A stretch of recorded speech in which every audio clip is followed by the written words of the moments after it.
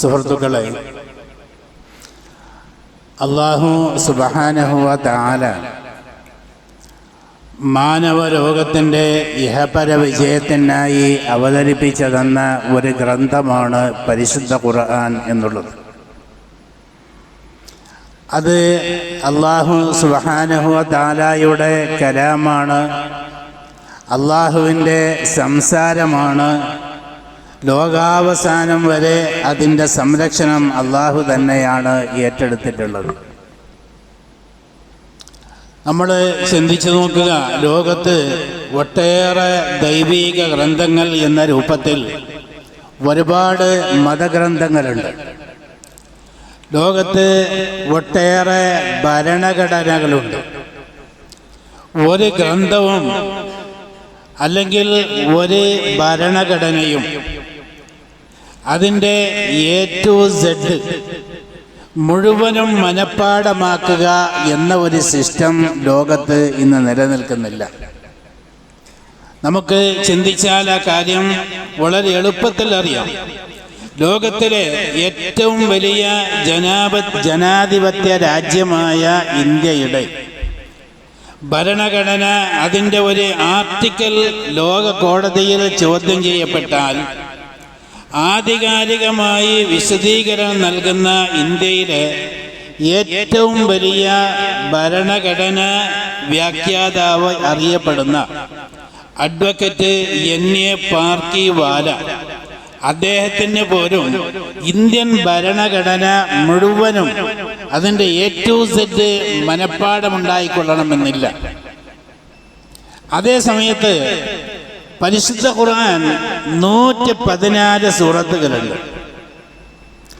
ഈ 114 അധ്യായങ്ങളും 6000-ൽ പരം അതിൻ്റെ ആയത്തുകളുമുള്ള വിശുദ്ധ ഖുർആൻ അതിൻ്റെ ബിസ്മില്ല എന്ന് തുടങ്ങി മിനൽ ജിന്നത്തി വന്നാസ് എന്ന് അവസാനിക്കുന്നതിനിടക്ക് ഒരു ഹർഫിനോ ഒരു പുള്ളിക്കോ വ്യത്യാസമില്ലാതെ മാറ്റമില്ലാതെ മനഃപ്പാഠമാക്കിയ 6.5 വയസ്സ് മുതൽ 110 വയസ്സ് വരെയുള്ള കുട്ടികളും വൃദ്ധന്മാരുമടക്കം ലോകത്തിന് ലക്ഷക്കണക്കിന് ആളുകൾ ഇന്ന് ജീവിച്ചിരിപ്പുണ്ട്.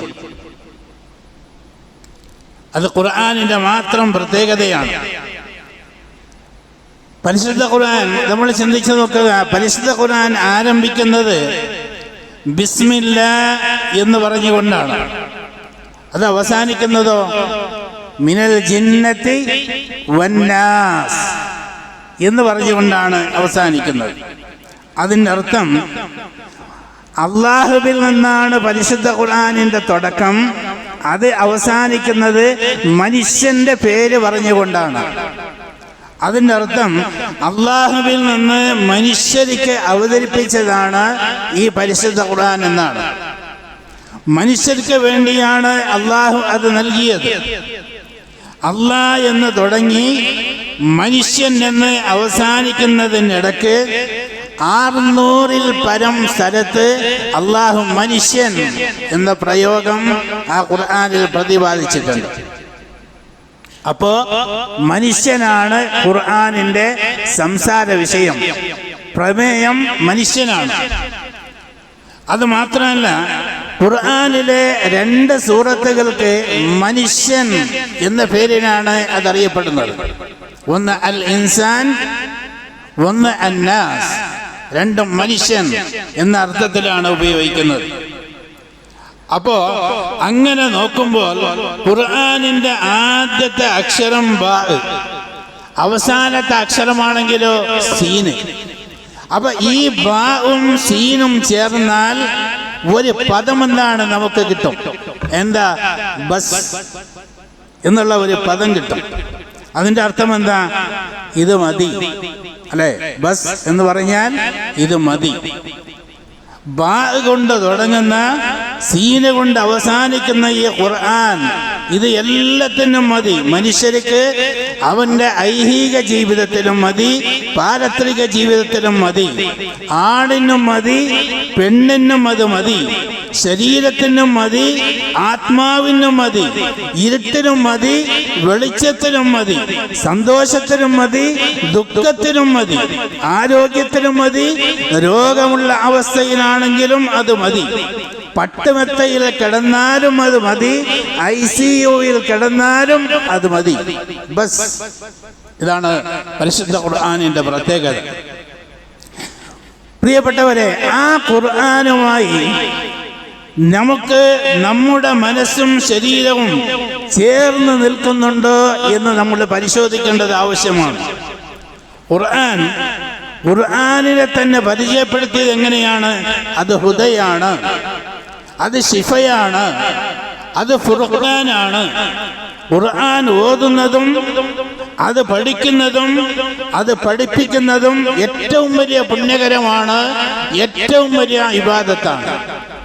മഹാനായ റസൂലുള്ളാഹി സ്വല്ലല്ലാഹു അലൈഹി വസല്ലം അബൂദർ റളിയല്ലാഹു തആല അൻഹുവിനോട് പറഞ്ഞത്, അലൈക ബിതിലാവത്തിൽ ഖുർആൻ. അബൂദറെ, നീ പരിശുദ്ധ ഖുർആൻ പാരായണം ചെയ്യും. എന്താ? ഫഇന്നഹു നൂറുൽ ലക, അത് നിനക്ക് വലിയ ഒരു പ്രകാശമാണ്. എവിടെ? ഫിൽ അർളി, ഭൂമിയിൽ. വദഖുറുൽ ലക ഫിസ്സമാ, ആകാശത്തിൽ നിനക്കത് സൂക്ഷിപ്പ് സ്വത്താണ് എന്ന് പ്രവാചകൻ പറഞ്ഞു. സുഹൃത്തുക്കളെ, എന്താണ് സത്യത്തിൽ ഖുർആൻ എന്ന് പറയുന്നത്? രണ്ട് ചട്ടകൾക്കിടയിൽ അർത്ഥം പറഞ്ഞ് പഠിക്കേണ്ട അറബി ഭാഷയിലുള്ള കേവലം ഒരു ഗ്രന്ഥം മാത്രമാണോ അത്? അല്ല, മറിച്ച് കലാമുല്ലാഹിൽ മുനസ്സൽ, അള്ളാഹുവിന്റെ ഭാഗത്ത് നിന്ന് ഇറക്കപ്പെട്ട ഒരു കലാമാണ്, സംസാരമാണ്. ആർക്ക്? അലാ മുഹമ്മദിൻ സ്വല്ലല്ലാഹു അലൈഹി വസല്ലം, പ്രവാചകന്. എങ്ങനെ? ബിവാസിതത്തി ജിബ്രീൽ, ജിബ്രീൽ അലൈഹിസ്സലാം മുഖേനയാണ് അത് അല്ലാഹു തആല പഠിപ്പിച്ചു കൊടുത്തത്.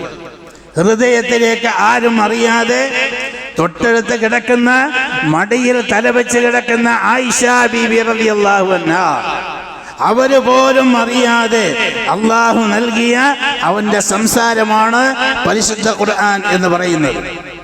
അത് വായിക്കുമ്പോൾ, അത് കേൾക്കുമ്പോൾ, അത് പഠിക്കുമ്പോൾ എന്റെ സൃഷ്ടാവ് എന്നോട് സംസാരിക്കുന്നു എന്നുള്ള ബോധം നമുക്ക് വേണം. നബി സല്ലല്ലാഹു അലൈഹി വസല്ലമ ഈ ഖുർആനിന്റെ ആയത്തുകൾ അവതരിക്കുമ്പോൾ അത് പ്രവാചകൻ അങ്ങനെ തന്നെ ജനങ്ങൾക്ക് ഓതിക്കൊടുക്കുമ്പോൾ പ്രവാചകനെ ആളുകൾ വിളിച്ചു സാഹിർ, സാഹിർ എന്ന് വിളിച്ചു.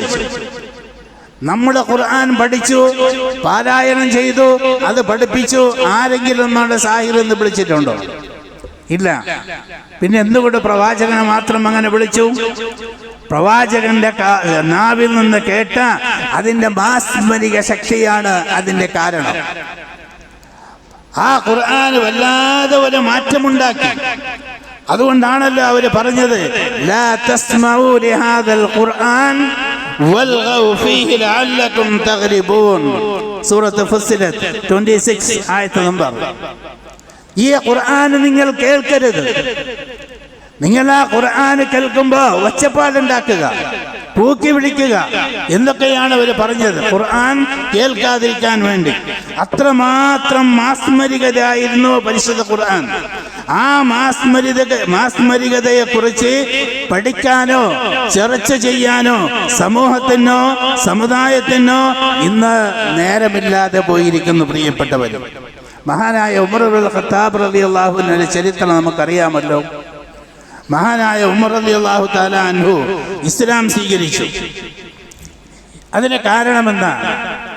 അദ്ദേഹം ഊരിപ്പിടിച്ച വാളുമായി മഹാനായ പ്രവാചകന്റെ തലവെട്ടാൻ വേണ്ടി പോയ മനുഷ്യനാണ്.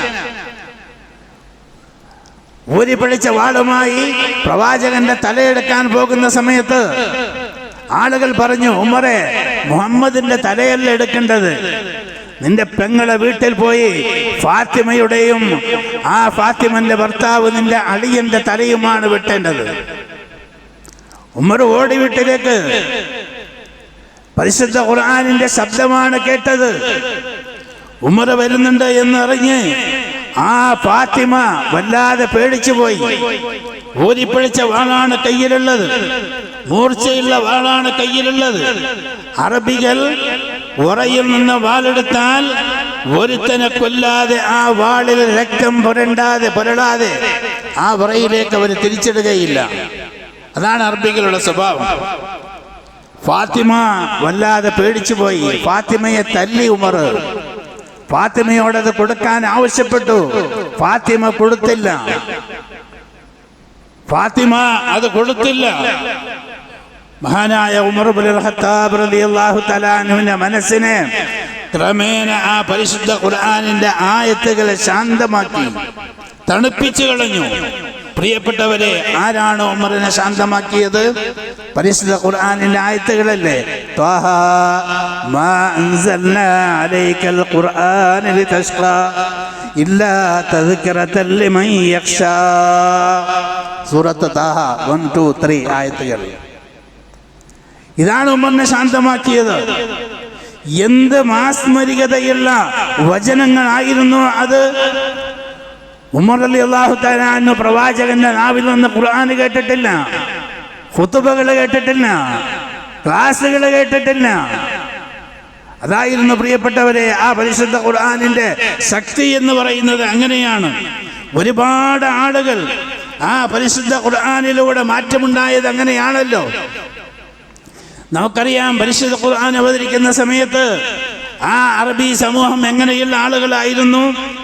ഇരുട്ടിൽ തപ്പിക്കൊണ്ടിരുന്ന ഒരു വിഭാഗം ആളുകൾ, ബിംബങ്ങൾ ആരാധിക്കപ്പെട്ടുകൊണ്ടിരുന്ന ഒരു കാലം, ശവങ്ങൾ തിന്നപ്പെട്ടുകൊണ്ടിരുന്ന ഒരു കാലം, കുടുംബബന്ധം ശിഥിലമാക്കപ്പെട്ടുകൊണ്ടിരുന്ന ഒരു കാലം, സ്ത്രീ സമൂഹത്തിന്റെ ആത്മാവ് നിഷേധിക്കപ്പെട്ട ഒരു കാലം, ഒരു പെണ്ണിന്റെ ചൂടേൽക്കാത്ത ഒരൊറ്റ രാത്രിയും കടന്നു പോകരുത് എന്ന് പാട്ട് പാടിയിരുന്ന ഒരു സമൂഹം, മദ്യം മോദിക്കുടിച്ചിരുന്ന ഒരു സമൂഹം, അവരിലേക്കാണ് ഖുർആൻ അവതരിച്ചത്. മാറ്റമുണ്ടായില്ലേ?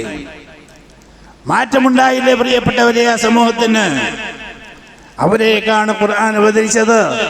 ആ ഖുർആനിലൂടെ അവർക്ക് മാറ്റമുണ്ടായി. ലോകത്ത് ഒരു ഗ്രന്ഥത്തിനും മാറ്റിയെടുക്കാൻ കഴിയാത്ത മാറ്റം ആ പരിശുദ്ധ ഖുർആനിൽ അവർക്കുണ്ടായി. ആ ഖുർആനിന്റെ വചനങ്ങൾ കേൾക്കുമ്പോ മദ്യത്തിന്റെ കപ്പുകൾ താഴെ വീണ് പൊട്ടി.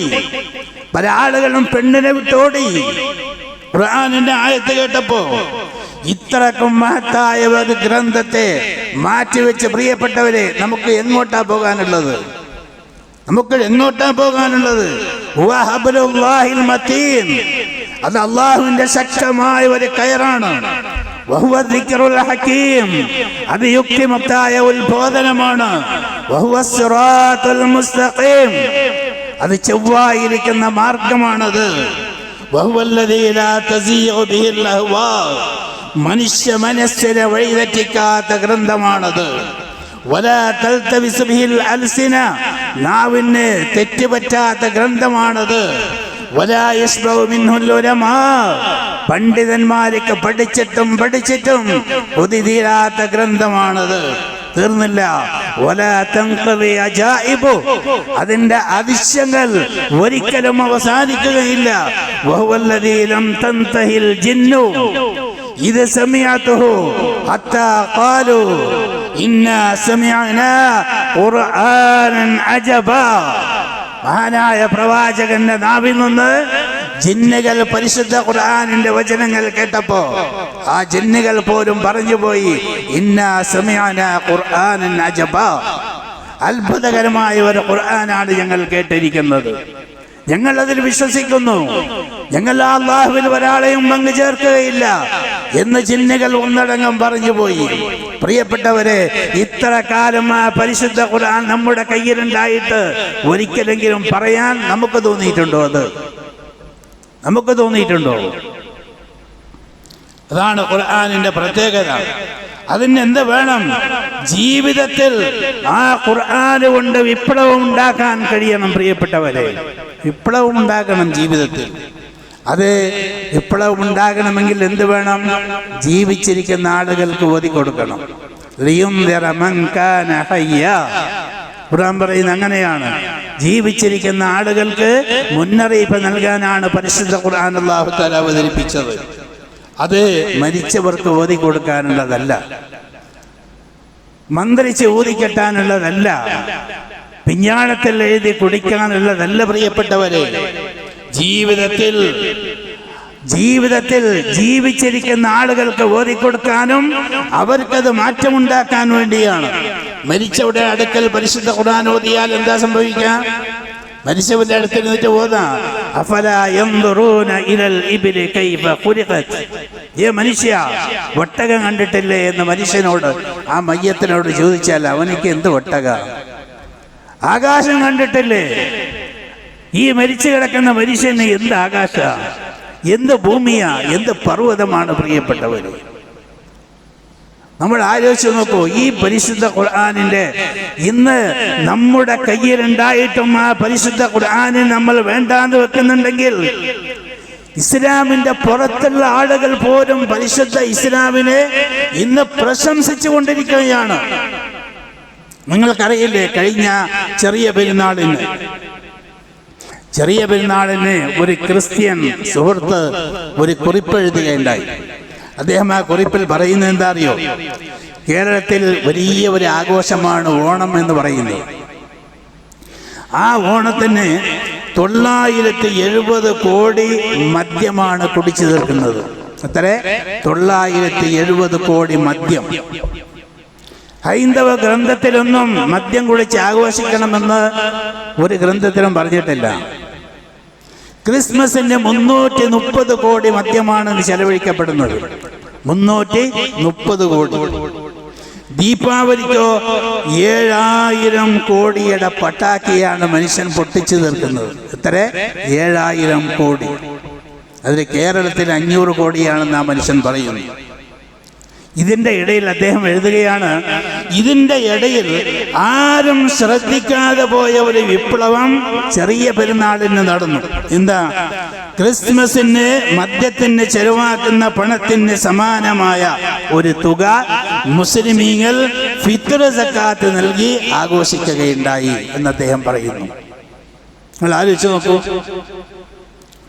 ഏകദേശം 3 കോടി കിലോ അരി, 3 കോടി കിലോ അരി, അല്ലെങ്കിൽ സമാനമായ 380 കോടി രൂപ. ഇതിന് ഒരു പരസ്യവും ആരും നടന്നിട്ടില്ല, ഒരു ഫ്ലക്സും ആരും അടിച്ചിട്ടില്ല, ഒരു നോട്ടീസ് ആരും അടിച്ചിട്ടില്ല, ഒരു പോസ്റ്റർ ആരും ഒട്ടിച്ചിട്ടില്ല. ഇത് വാങ്ങാനോ കൊടുക്കാനോ ആരും ക്യൂ നിൽക്കേണ്ടി വന്നിട്ടില്ല. എവിടെയും ട്രാഫിക് ജാം കണ്ടിട്ടില്ല. ഇതിന്റെ പിന്നിൽ പ്രവർത്തിച്ച ഒരു ഗ്രാൻഡ് അംബാസഡർ ഉണ്ട്. അതാരാണെന്നറിയുമോ? 1400 വർഷങ്ങൾക്ക് മുമ്പ് അറേബ്യയിലെ മണ്ണിൽ ഒട്ടകത്തിന്റെ മൂക്ക് കയറ് പിടിച്ച് ജീവിച്ച് നടന്നുപോയ കാരുണ്യത്തിന്റെ പ്രവാചകൻ, വിനയത്തിന്റെ പ്രവാചകൻ, സ്ത്രീ സമൂഹത്തിന്റെ സമുദ്ധാരകൻ, പട്ടിണിപ്പാവങ്ങളുടെ കൂട്ടുകാരൻ, മഹാനായ മുഹമ്മദ് മുസ്തഫ സ്വല്ലല്ലാഹു അലൈഹി വസല്ലം. ആ തങ്ങളുടെ നാവിൽ നിന്ന് കേട്ടതിൻ്റെ ആ ശക്തിയാണ് ഈ ലോകത്ത് ഇന്നും അത് പ്രവർത്തിച്ചു കൊണ്ടിരിക്കുന്നത് എന്ന് അദ്ദേഹം എഴുതി. പ്രിയപ്പെട്ടവരെ, ചിന്തിച്ചു നോക്കുക. നമ്മുടെ ഇസ്ലാമിനെ, അള്ളാഹുവിൻ്റെ ദീനിനെ നെഞ്ചിലേറ്റിയാലും ഇല്ലെങ്കിലും അള്ളാഹു അവൻ്റെ ദീനിനെ സംരക്ഷിക്കുക തന്നെ ചെയ്യും. അത് ഉറപ്പാണ്. ഖുർആൻ പറയുന്നുണ്ട്, ഇല്ലാ തൻസുറൂ ഫഖദ് നസ്റഹുല്ലാഹ്.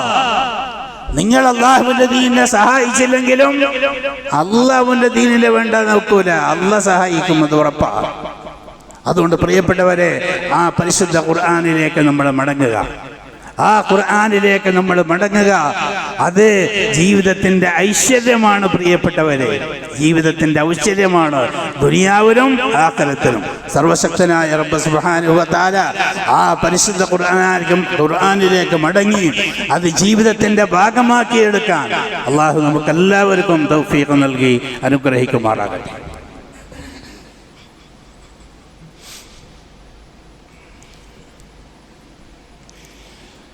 الحمد لله رب العالمين اللهم صل على محمد وعلى آله وأصحابه أجمعين. أيها الناس اتقوا الله حق تقاته ولا تموتن إلا وأنتم مسلمون. ഒരിക്കൽ കൂടി അള്ളാഹുവിൻ്റെ നിയമങ്ങളും നിർദ്ദേശങ്ങളും പാലിക്കണമെന്ന് ഉണർത്തുകയാണ്. അള്ളാഹു സുബ്ഹാനഹു വ തആല നമുക്കെല്ലാവർക്കും അതിന് തൗഫീഖ് നൽകി അനുഗ്രഹിക്കുമാറാക്കട്ടെ. പ്രിയപ്പെട്ടവരെ, പരിശുദ്ധ ഖുർആൻ നമ്മളോട് എല്ലാവരോടുമായി ചോദിക്കുന്ന ഒരു ചോദ്യമുണ്ട്. എന്താ അറിയോ? അഫലാ യതദബ്ബറൂനൽ ഖുർആൻ. അല്ലേ മനുഷ്യന്മാരെ, പരിശുദ്ധ ഖുർആനെ പറ്റി നിങ്ങൾ ചിന്തിക്കുന്നില്ലേ? അം അലാ ഖുലൂബിൻ അഖ്ഫാലുഹാ. അല്ല, നിങ്ങളുടെ ഹൃദയത്തിലേക്ക് പൂട്ടിട്ട് താവിട്ട് ലോക്കിട്ടിരിക്കുകയാണോ? ബീഗയിട്ടാണ് അള്ളാഹു തആല ചോദിക്കുന്നത്. ബീഗയിട്ട് ബന്ധാക്കിയിട്ടുണ്ടാന്ന് അള്ളാഹു തആല ചോദിക്കുന്നത്. പരിശുദ്ധ ഖുർആൻ രണ്ട് പദങ്ങൾ കാണാം. ഒന്ന് ഈ അഖ്ഫാൽ, ഒന്ന് ഖതമ. ഖതമ എന്ന് പറഞ്ഞാൽ സീൽ ചെയ്തു. സീൽ ചെയ്താൽ പിന്നെ പൊട്ടിക്കാൻ പാടില്ല, അങ്ങനെയാണ് നിയമം. സീൽ ചെയ്താൽ പിന്നെ അത് അവിടെ തന്നെ കിടക്കണം. ഇത് അള്ളാഹു തആല ചോദിക്കുന്നതല്ല, ബീഗയിട്ടാണ് അള്ളാഹു തആല ചോദിക്കുന്നത്. ബീഗിട്ട എന്താ? ചാവി ഉണ്ടെങ്കിൽ തുറക്കാം, കീ ഉണ്ടെങ്കിൽ തുറക്കാം. മഹാനായ ഉമർ ഇബ്നുൽ ഖത്താബ് റളിയല്ലാഹു തആല അൻഹു തുറന്നത് അദ്ദേഹത്തിന്റെ കയ്യിലുള്ള ചാവിയുണ്ട്, നല്ല മനസ്സുകൊണ്ട്. അതിന്റെ പാസ്വേഡ് നമ്മുടെ കയ്യിലുണ്ടെങ്കിൽ നമുക്ക് തുറക്കാം. എന്താണ് അതിന്റെ പാസ്വേഡ്? അഷ്ഹദു അല്ലാ ഇലാഹ ഇല്ലല്ലാഹ് വ അന്ന മുഹമ്മദർ റസൂലുള്ളാഹ്. അത് നെഞ്ചിലേറ്റിയാൽ പ്രിയപ്പെട്ടവരെ, അതാണ് അതിന്റെ ചാവി. അതിനെ തുറക്കാൻ തീർച്ചയായിട്ടും നമ്മളെ കൊണ്ട് കഴിയും, സാധിക്കും. പ്രിയപ്പെട്ടവരെ, നമ്മളൊന്ന് ശ്രമിച്ചു നോക്കണം, നമ്മളൊന്ന് അറിഞ്ഞു നോക്കണം. ഖുർആൻ പഠിക്കണമെന്നും പഠിപ്പിക്കണമെന്നും ചിന്തിക്കണമെന്നും വായിക്കണമെന്നും പറയുന്ന നമ്മുടെ കയ്യിൽ ആ ചാവി ഇല്ലാതെ പോയതാണ് ആ ഖുർആനിലേക്ക് അടുക്കാൻ നമ്മളെ കൊണ്ട് സാധിക്കാതെ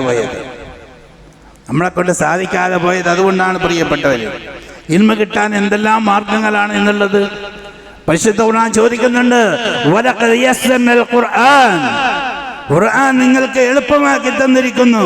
ഫഹൽ മിൻ മുദ്ദക്കിർ. ചിന്തിക്കാൻ ആളുണ്ടോ? ഇതാണ് അല്ലാഹു തആല ചോദിക്കുന്നത്.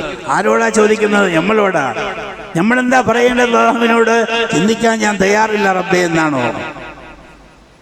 അല്ലല്ലോ, ഞാൻ റെഡിയാണ്, ചിന്തിക്കാൻ തയ്യാറാണ് എന്ന് പറയാൻ നമ്മളെ കൊണ്ട് സാധിക്കണം. പ്രിയപ്പെട്ടവരെ, ഖുർആൻ എന്ന് പറയുന്നത് കേവലം വായിച്ചു തീർക്കാനുള്ള ഒരു ഗ്രന്ഥമല്ല. വായിച്ചു തീർക്കാനുള്ള ഒരു ഗ്രന്ഥമാണെങ്കിൽ ഈ ഖുർആനിനെ പറ്റി ആയിരക്കണക്കിന് വാള്യങ്ങളുള്ള തഫ്സീറുകൾ എന്തിന് എഴുതി, എന്തിന്റെ പരിഭാഷകൾ എഴുതി. അത് വായിച്ചാ പോരെ, അത് പഠിക്കാനുള്ളതാണ്. അത് പഠിക്കുമ്പോഴാണ് ജീവിതത്തിൽ മാറ്റങ്ങൾ ഉണ്ടാകുന്നത്. പഠിച്ചില്ലെങ്കിൽ പ്രിയപ്പെട്ടവരെ, അതിന് ഒരിക്കലും മാറ്റം ജീവിതത്തിൽ ഉണ്ടാക്കാൻ സാധ്യമല്ല. അതുകൊണ്ട് പ്രിയപ്പെട്ടവരെ, ആ പരിശുദ്ധ ഖുർആനിലേക്ക് നമ്മൾ മടങ്ങുക, പരിശുദ്ധ ഖുർആനിനെ നെഞ്ചിലേറ്റുക. പരിശുദ്ധ ഖുർആനിന്റെ ഓരോ ഹർഫുകൾക്കും ഒരുപാട് പുണ്യങ്ങളുണ്ട് എന്നത് ശരിയാണ്. പക്ഷേ അത് കേവലം പാരായണത്തിന് വേണ്ടി മാത്രമല്ല അള്ളാഹു നൽകിയത്. അത് പഠിക്കാനാ, അത് മനസ്സിലാക്കാനാ. ഓരോ ദിവസവും ഒരായത്തെങ്കിലും നമ്മൾ പഠിക്കുകയാണെങ്കിൽ പ്രിയപ്പെട്ടവരെ, ഒരു 10-17 വർഷം കൊണ്ട് പരിശുദ്ധ ഖുർആൻ മുഴുവനും അതിൻ്റെ അർത്ഥം പഠിക്കാം. ഒരു ദിവസം 2 ആയത്ത് പഠിച്ചാൽ ഒരു 8.5 വർഷം കൊണ്ട് പരിശുദ്ധ ഖുർആൻ മുഴുവൻ നമുക്ക് പഠിക്കാൻ പറ്റും. അതൊരു 4 ആയത്താക്കിയാലോ എത്ര എളുപ്പത്തിലാണ് പരിശുദ്ധ ഖുർആൻ. നമ്മൾ ചിന്തിച്ചു നോക്കി, നമ്മൾ തയ്യാറാകണം, നമ്മളൊന്ന് മനസ്സ് വെക്കണം.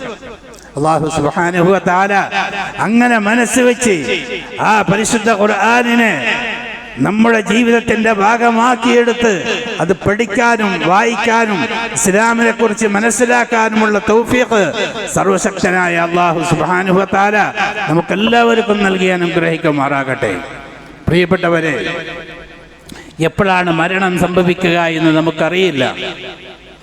ഓരോ ദിവസവും മരണവാർത്തകൾ കേട്ടുകൊണ്ടിരിക്കുകയാണ്. പല ആളുകളും പല രൂപത്തിലാണ് മരിച്ചുകൊണ്ടിരിക്കുന്നത്. മറ്റുള്ളവരുടെ കരങ്ങളാൽ മരിച്ചു വീഴുന്ന എത്രയോ ആളുകൾ ലോകത്തിന്റെ നാനാഭാഗങ്ങളിലുണ്ട്. കഴിഞ്ഞ ഈദുൽ ഫിത്റിന്, ചെറിയ പെരുന്നാളിന് ഒരു ഖതീബ്, ഒരു ഉസ്താദ് നിസ്കാരം കഴിഞ്ഞ് ഖുതുബ നിർവഹിച്ചു കൊണ്ടിരിക്കുമ്പോഴാണ് കുഴഞ്ഞു വീണ് മരിച്ചത്. മരണം അങ്ങനെയാണ് പ്രിയപ്പെട്ടവർ. ആരുടെ അടുത്തേക്കും മരണം വരാം. അതിൻ്റെ മുമ്പ് നമ്മൾ ഉണരുക. അല്ലാഹു സുബ്ഹാനഹു വ തആല അങ്ങനെ മരിച്ചുപോയ ഒരുപാട് ആളുകൾ നമ്മുടെ കുടുംബത്തിലുണ്ട്, നമ്മുടെ ബന്ധുക്കളിലുണ്ട്, നമ്മുടെ പ്രിയപ്പെട്ട ആളുകളിലുണ്ട്. അല്ലാഹു തആല എല്ലാവർക്കും മഗ്ഫിറത്ത് നൽകുമാറാകട്ടെ, മർഹമത്ത് നൽകുമാറാകട്ടെ. അവരുടെ ഖബറിനെ അല്ലാഹു തആല സ്വർഗ്ഗത്തോപ്പാക്കി കൊടുക്കുമാറാകട്ടെ. നമ്മുടെ പാപങ്ങളെല്ലാം അല്ലാഹു തആല പുറത്തു തരുമാറാകട്ടെ. നമ്മുടെ ദോഷങ്ങൾ അല്ലാഹു പുറത്തു തരുമാറാകട്ടെ. നമുക്കെല്ലാവർക്കും അല്ലാഹു തആല മാപ്പ് നൽകുമാറാകട്ടെ. ഇതുപോലെ അവൻ്റെ അനുഗ്രഹീതമായ സ്വർഗത്തിൽ അല്ലാഹു നമ്മളെല്ലാവരെയും ഒരുമിച്ച് കൂട്ടുമാറാകട്ടെ.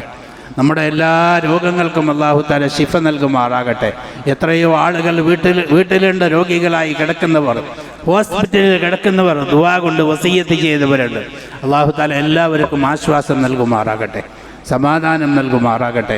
മാരകമായ രോഗങ്ങളിൽ നിന്ന് താങ്ങാൻ കഴിയാത്ത, സഹിക്കാനാകാത്ത വേദനകൾ, രോഗങ്ങൾ, പരീക്ഷണങ്ങൾ, ബുദ്ധിമുട്ടുകൾ, കഷ്ടപ്പാടുകൾ, ദുഃഖങ്ങൾ, ദുരിതങ്ങൾ എല്ലാത്തിൽ നിന്നും എല്ലാവരെയും അല്ലാഹു തആല കാക്കുമാറാകട്ടെ. അത്തരം രോഗങ്ങളെ കൊണ്ട് പ്രയാസപ്പെടുന്നവർക്ക് അല്ലാഹു തആല സമാധാനവും ശിഫയും നൽകുമാറാകട്ടെ. ലോകത്തിൻ്റെ വിവിധ ഭാഗങ്ങളിൽ കഷ്ടപ്പെടുന്ന ഒരുപാട് ആളുകൾ, ഒരുപാട് പ്രവാസികളായിരിക്കുന്ന ആളുകൾ, അല്ലാഹു തആല എല്ലാവർക്കും ശാന്തി നൽകുമാറാകട്ടെ, സമാധാനം നൽകുമാറാകട്ടെ, മനസ്സിന് സന്തോഷം നൽകുമാറാകട്ടെ. എല്ലാ ഫിത്നകളിൽ നിന്നും, എല്ലാ ഷർറുകളിൽ നിന്നും, എല്ലാ പരീക്ഷണങ്ങളിൽ നിന്നും നമ്മയും അവരെയും അല്ലാഹു തആല കാക്കുമാറാകട്ടെ. അല്ലാഹു തആല ഖൈറും ബർക്കത്തും റഹ്മത്തും നമുക്കും അവർക്കും നൽകുമാറാകട്ടെ. അല്ലാഹുമ്മ ഇഗ്ഫിർ ലിൽ മുഅ്മിനീന വൽ മുഅ്മിനാത്ത് അൽ മുസ്ലിമീന വൽ മുസ്ലിമാത്ത് അൽ അഹ്യാഇ മിൻഹും വൽ അംവാത്ത് ഇന്നക മുജീബുദ് ദഅവാത്ത് വ മുൻസിലുൽ ബറകാത്ത് വ ഖാദിൽ ഹാജാത്ത്. ആമീൻ. അൽഹംദുലില്ലാഹി റബ്ബിൽ ആലമീൻ.